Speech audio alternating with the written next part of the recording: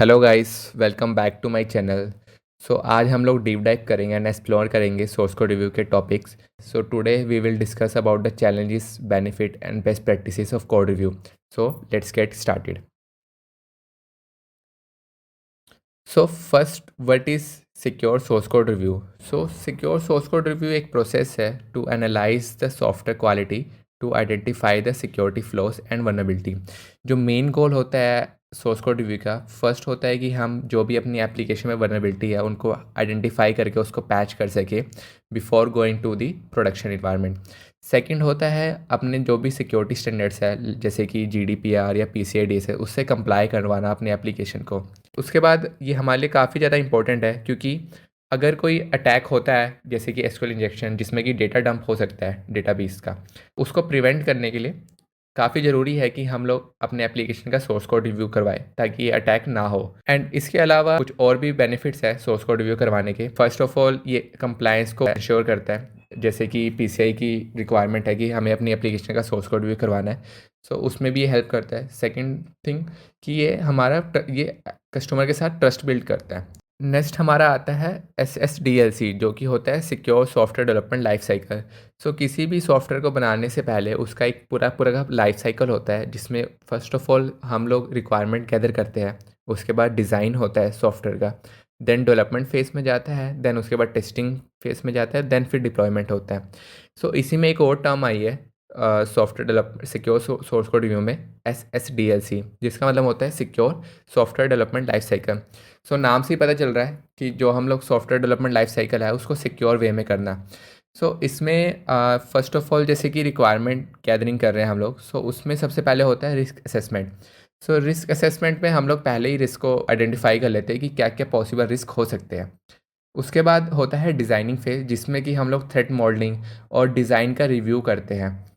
Then उसके बाद होता है डेवलपमेंट फेज, जिसमें हम लोग स्टैटिक एनालिसिस टूल का यूज़ करके सॉफ्टवेयर को एनालाइज करते हैं। देन होता है हमारा टेस्टिंग फेज, जिसमें हम लोग सिक्योरिटी टेस्ट और कोड रिव्यू करते हैं। देन उसके बाद होता है डेप्लॉयमेंट फेज, जिसमें हम अपनी एप्लीकेशन को लाइव लेके जाते हैं। आफ्टर SSDLC हमारा नेक्स्ट हम लोग डिस्कस कर लेते हैं चैलेंजेस जो कि हमें फेस करना पड़ता है during the source code review. First challenge होता है complexity of modern software. Application let's suppose, जैसे मैं E-कॉमर्स का एग्जांपल लेता हूँ, E-कॉमर्स में मल्टीपल कंपोनेंट्स होते हैं, उसका जो बैकएंड कोड भी होता है वो भी काफ़ी ज़्यादा कॉम्प्लेक्स होता है। एंड सेकेंड चीज़ होता है कि जितना एप्लीकेशन कॉम्प्लेक्स होएगी उतने ज़्यादा चांसेस है कि एप्लीकेशन हमारी वनरेबल हो। एंड दूसरा एक और फ्लो आता है टाइम एंड रिसोर्स कंस्ट्रेंट का, जिसमें लेट्स सपोज कि अगर एप्लीकेशन काफ़ी ज़्यादा कॉम्प्लेक्स है तो उसको रिव्यू करने में, और जो कि हमारे डेवलपमेंट साइकिल को काफ़ी स्लो डाउन कर देती है। ये कुछ चैलेंजेस आते हैं जब हम लोग सिक्योर सोर्स कोड रिव्यू करते हैं, क्योंकि एप्लीकेशन का लाइन ऑफ कोड जितना ज़्यादा होएगा उतना जो भी सिक्योरिटी रिसर्चर है, ऑडिटर है, उसको उतना ज़्यादा टाइम लगेगा उस एप्लीकेशन को रिव्यू करने में। चैलेंजेस के बाद कुछ बेनिफिट्स भी है सोर्स कोड रिव्यू के। जो पहला बेनिफिट है fixing the vulnerability, because before going to the deployment section पहले ही हम लोग रिस्क को एनालाइज कर लेते हैं, वनरेबिलिटीज़ को आइडेंटिफाई कर लेते हैं, देन उसको वहीं पे फिक्स कर लेते हैं। ये बहुत बड़ा एडवांटेज है doing the secure code review, because अगर एप्लीकेशन में बग ही नहीं रहेगा तो डैट मीन्स उसमें कोई वनरेबिलिटी नहीं रहेगी जब एप्लीकेशन लाइव जाएगा। एंड उसके बाद सेकंड थिंग ये है कि अपने कंप्लाइंस मीट करवाना जो भी बिज़नेस के स्टैंडर्ड्स है, एंड उसके अलावा अपने कोड को मेंटेन करना। ये तो कुछ हो गए बेनिफिट्स हमारे। उसके बाद जो नेक्स्ट थिंग आता है की एरियाज़, जो कि हमें अपने जब हम लोग परफॉर्म करते हैं सोर्स कोड व्यू तो हमें कहाँ कहाँ पे फोकस करना चाहिए। फर्स्ट होता है इनपुट वैलिडेशन। इनपुट वैलिडेशन एक एंट्री पॉइंट है अटैकर के लिए, बिकॉज अगर कुछ भी वो पेलोड ट्राई करेगा, इंजेक्शन ट्राई करेगा, तो वो इनपुट फील्ड ढूंढ के उस पर वो परफॉर्म करेगा। अगर हम लोग इनपुट वैलिडेशन ही इंप्लीमेंट कर देंगे तो चांसेस बहुत ही कम हो जाएंगे कि अटैकर के जो पेलोड्स है वो एग्जीक्यूट हो बैकएंड में। इनपुट वैलिडेशन बेसिकली प्रोटेक्ट करते हैं SQL injection type of attack को, CSRF टाइप ऑफ अटैक को। सेकंड जो पैरामीटर जो की फोकस एरिया होता है वो होता है ऑथेंटिकेशन ऑथराइजेशन, बिकॉज अगर हमारा ऑथेंटिकेशन ही वीक होएगा देन अटैकर ईजिली एप्लीकेशन के अंदर चले जाएगा without entering any valid credentials. ये भी हमारा एक मेन पॉइंट है। उसके अलावा ऑथराइजेशन भी एक पार्ट है जो कि हमें ज़रूर देखना चाहिए, बिकॉज कभी कभी क्या होता है कि एप्लीकेशन में अगर प्रॉपर ऑथराइजेशन नहीं लगी हुई है तो हो सकता है कि नॉर्मल यूज़र अपने प्रिविलेज को एस्केलेट करके रूट यूज़र पे चले जाए। सो ये भी पैरामीटर ज़रूरी है इसको चेक करना।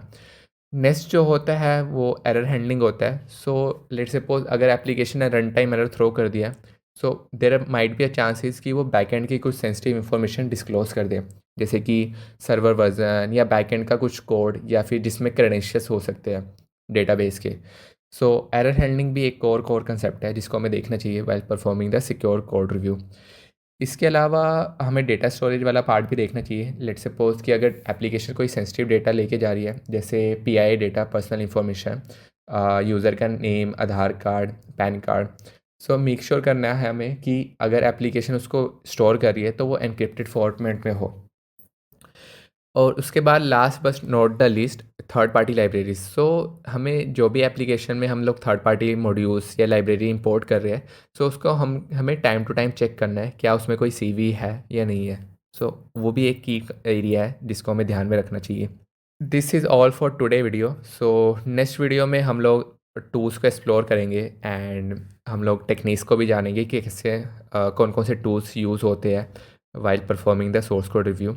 और हम लोग खुद का भी एक टूल इंस्टॉल करेंगे अपने सिस्टम में जिसके थ्रू हम लोग ये चेक करेंगे कि कैसे वो टूल को रन करके हम लोग स्कैन को परफॉर्म कर सकते हैं एंड उसके बाद उसके रिजल्ट्स को कैसे एनालाइज कर सकते हैं हम लोग। So yeah, this is all for today video. Hope we will see you again in the next video. Thanks.